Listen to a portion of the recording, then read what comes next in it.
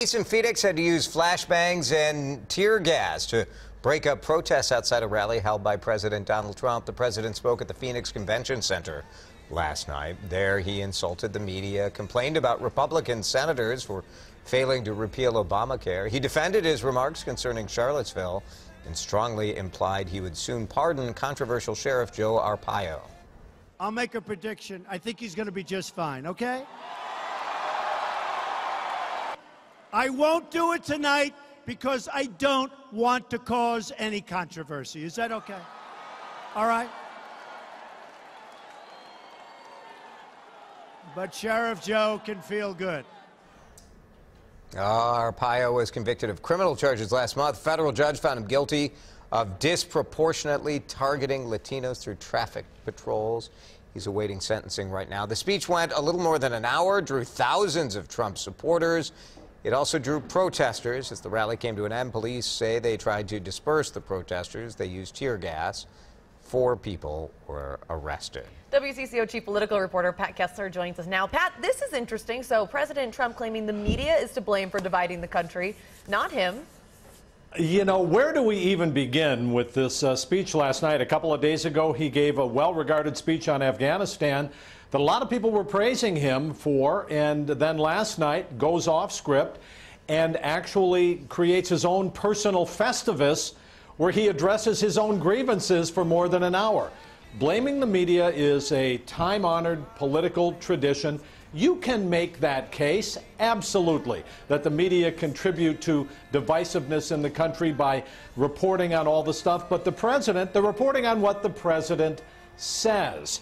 And he said some very divisive things last night, over and over and over again, as you reported, on many different topics. So we are normalizing this kind of harshness, this kind of rhetoric, and this president's speeches, which a lot of people, again last night, found offensive.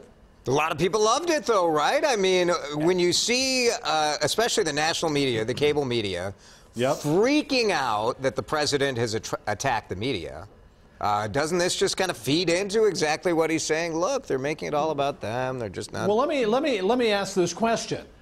Who is this speech for? Yes, there are people who like it, and that's the president's base, and it's roughly about 30%.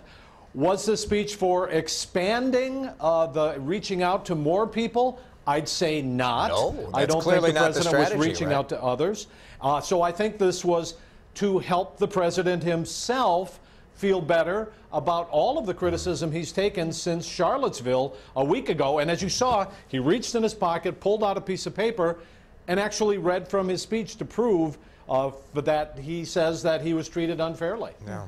The president once again insisted that a wall on the Mexican border will be built, even if it takes the government shutdown. So I mean, to have that especially said in Arizona, where that's one of the places you would see the walls. Sure. Yeah, and you know, you'd expect him to do this, and that is normal for a politician. This is his #1 promise throughout the campaign, that he was going to build a wall and have Mexico pay for it. He blamed the Democrats last night for obstructing it, not letting it be allowed. But in fact, it's Republicans who are really nervous about this, because the president is asking for more than $1 billion from the U.S. Congress to build the wall and somewhere down the line get Mexico to pay for it. So I see why he's doing that. Politically, it's smart. That's what he promised. The president also committed to passing the biggest tax cut in American history. What does that mean exactly? Well, wouldn't that be interesting if we were focusing on an actual issue here, an issue that the president pushes in Congress, but he's at war with Republicans. Last night in Arizona, he went to war with the 2 Republican senators there, John McCain and Jeff Flake. He needs Republicans. He is reported to have had a profane telephone conversation, a shouting match with the Senate Republican Majority Leader Mitch McConnell. The question now is, what can happen with these kinds of really tough relationships, broken relationships? Can he pass tax reform or anything else? That's what we're looking for. Pat, thank you. We'll look for your reports on the news at 5 and 6.